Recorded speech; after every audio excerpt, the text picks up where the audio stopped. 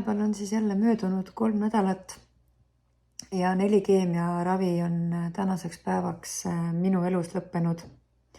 Kokku olen ma siis käinud Tartu haiglas 8 korda ja tagasilööke on olnud siis selle aja jooksul 1, kui minu verepilt oli niivõrd kehva, et ei olnud võimalik ravi teha. Ma just hetk tagasi vaatasin enda viimast videot, mis ma tegin ja ma vaatasin, et vau, et 4. keemiaravi järgselt on mul olnud nii palju juukseid. Et ma mäletan, et kui tuli see 4. ravipäeva järgselt kuskil 4-5 päeva hiljem tegelikult tuli mul ikkagi kuhjade viisi juukseid ära ja ma olin sunnitud lõikama juuksed kuskil veel 10 sentimeetrit lühemaks. Lihtsalt nad olid nii õredad, et mul peab praegultki on näha, et praktiliselt ei ole mul siin midagi, millega oma seda lõikust väga siin ehtida. Et igal hetkel, kui panen ma käe juustesse, siis sealt ikka tuleb iga tõmbega 4-5 karvakest ja nii päevast päeva muidkui võtan ja tuleb. Et küll ei ole see nii hull nagu 4. keemiaravi järgselt kohe vahetult see, mis esimene oli, aga mul on ikkagi enda juuksed ja ma olen selle üle tänulik. Vahest on küll tunne, et lõikaks juuksed maha ja paneks paruka pähe, et natukenegi inimlikum välja näha, sest et ega see juuste sättimine nagu kerge ei ole. Et see on ikka parajalt tüütu, et siit pealagi on ikkagi väga-väga õre ja ega siin midagi sükest ilusat ei ole. Aga see kõik on millekski vajalik ja ma võtan seda kui väljakutset, et mõista võib-olla ka neid kliente enda nimistus, kellel ongi päriselt igapäevaselt lihtsalt nii haprad ja õhukesed juuksed, et nad peavad iga päev toime tulema sellises olukorras, et pole hullu. Aga tahtsin sellest rääkida, et minu ravi on siis praegult jäetud siis stopile, et rohkem mulle praegult keemiaid ei tehta. Umbes 6 aja pärast pean ma minema uuele PET-uuringule ja siis, kui see PET-uuring on tehtud, alles siis ma kuulen, mis edasi saab, et kas kuidagi moodi see ravi jätkub või olen ma ikkagi nende jaoks piisavalt terve, et ma rohkem keemiaravisi saama ei peaks. Ma ise muidugi olen otsustanud, et nii ongi. Et ma olen andnud endast kõik võimalikku, mis on minu võimuses, et ma oleksin terve ja elurõõmus ja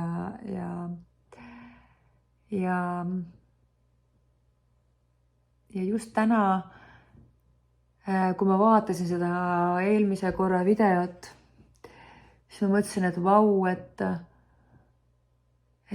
ma mäletan seda tunnet. Ma mäletan, kui halb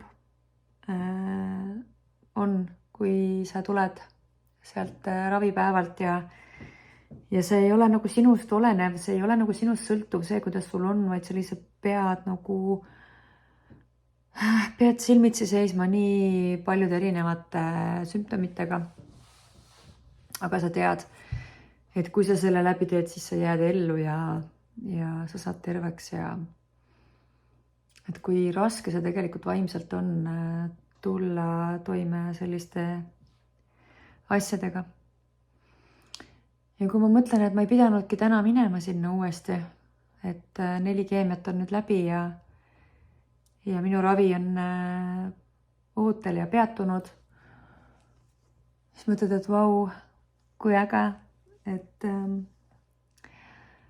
et tuleb kiita ennast, tuleb rõõmustada, sest et mul ei tulegi rutiini praegu. Et rutiin oli minu jaoks ju terve see 3 kuud see, et iga 2 nädala tagant oli mul halb. Ja iga 2 nädala tagant olin ma justkui nagu keegi teine, kes ma tegelikult ei olnud, sest et ma ei saanud mitte kuidagi enda keha kontrollida. Aga nüüd, täna, ma olen õhtul perega ja ma olen täpselt samasugune, nagu ma olin eile ja üleeile. Et see on väga äge tunne, et mitte keegi ei kannata, kõigil on hea. Ma olen seda hetke väga kaua oodanud, et see juhtuks ja nüüd see juhtus. Ja ma väga-väga loodan, et ma ei pea rohkem enam mitte kordagi seda tunnet tundma, mida ma olen iga 2 nädala tagant tundnud, kui ma sealt olen tulnud ravilt. Sest et see väga piirab mind.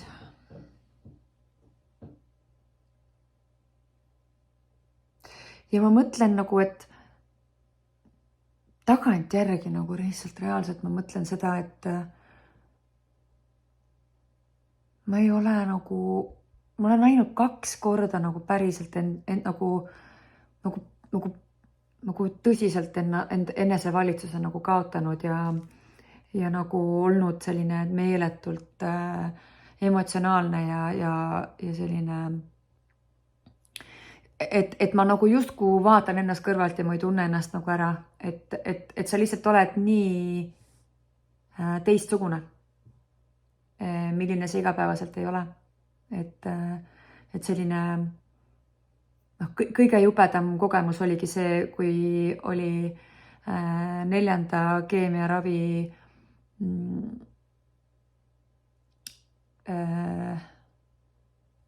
seesama esimene ravi, mis nüüd oli, et kui ma reaalselt nagu, ma tulin nagu koju ja ma lihtsalt nutsin.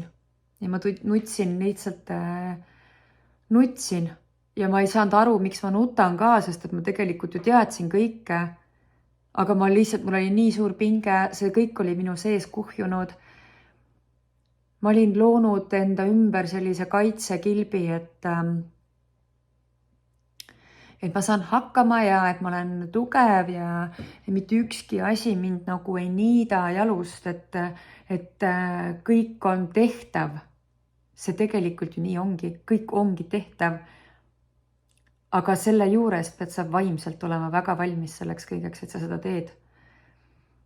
Ja lihtsalt meil kõigil on oma nõrkasi hetki ja minul oli see siis sellel hetkel. Ja mul lihtsalt suurem tütar lihtsalt lohutas mind, kallistas mind ja ma lihtsalt või näiteks kui nüüd käisin 2 nädalat tagasi, siis ma lihtsalt nagu tulen koju, ma istun diivani peale ja ma lihtsalt vaatan seda külmkappi, ma tahan väga süüa ja ma ei saa. Ma ei saa süüa, sest et mul on nagu nii ebamugav nagu tunne suus, ma ei tunne maitseid selliselt, nagu nad peaksid olema. Ja mul ei ole mitte millegi isu, aga ma saan aru, et mul on tegelikult kõht tühi ja ma tegelikult pean sööma. Ja kui lõpuks isegi sul enam vesi ei maitse, sest et ka vee maitse muutub, kõik on nagu, kõik on nii vale. Aga sa saad aru, et sa pead ellu jääma, sa pead jääma ellu, sa pead edasi elama. Ja see on nagu, ma siiamaani mõtlen nagu, et vau, kui tublid on need inimesed, kes seda kõike peavad tegema. Sest et no ma ei tea, mina käisin 8 korda, eks ju. Aga kui palju on neid, kes käivad seal 8, 10, 12, 16 korda. Müts maha. Ma tean, mida see tähendab. Ma tean. Ja kui sa oled nagu üle keskmise nagu eakam, su keha võtab vastu seda kõike ka hoopis teisiti tegelikult. Et vau. Ma oskan praegult isegi ise kogedes seda kõike, ma praegult oskan siiamaani, ma lihtsalt siiamaani mõtlen seda, et vau, et ma tegin selle ära. Aga need teised inimesed, need inimesed, kellel on palju suurem staadium, kellel on palju raskem seisund, kellel on nagu palju hapram see elu või see ellu jäämise nagu selline see protsent siis või kuidas ma seda nimetan, on ju. Et kui nad on ikkagi tugevad, nad tulevad toime, nad lähevad, teevad seda, eks ju. Et kui minul oli ka paar korda niisugust tunnet, et mul on nüüd kõik, minule nüüd aitab, et ma rohkem enam ei lähe. Sest et see on lihtsalt nii ebamugav, et su keha lihtsalt keeldub nagu lubamast endaga seda juhtuda. Aga nendel inimestel paljud ju elavadki haiglas.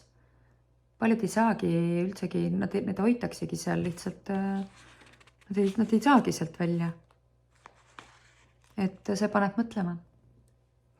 See paneb mõtlema selle üle, kui tänulik ma saan olla selle üle, et minul seda sellisel kujul ei avaldunud, et ma sain õigel ajal jaole. Et jah, ma igal juhul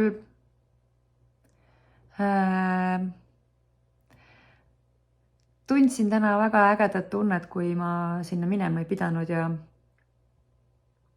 see annab mulle nii palju jõudu ja ressurssi, et edasi liikuda.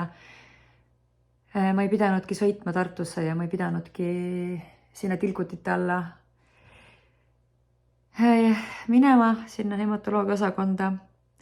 Ma küll väga igatsen mõnda armsat õde, kes minuga seal on tegelenud, nad on lihtsalt nii vahvad seal. Aga ma ikkagi endiselt olen arvamusel, et rohkem ma sinna tagasi minna ei soovi ja ma loodan, et see minu kadalipp on nüüd läbi saanud. Aga eks ma siis mingil hetkel jälle annan märku, kuidas mul läheb ja seniks kohtumiseni.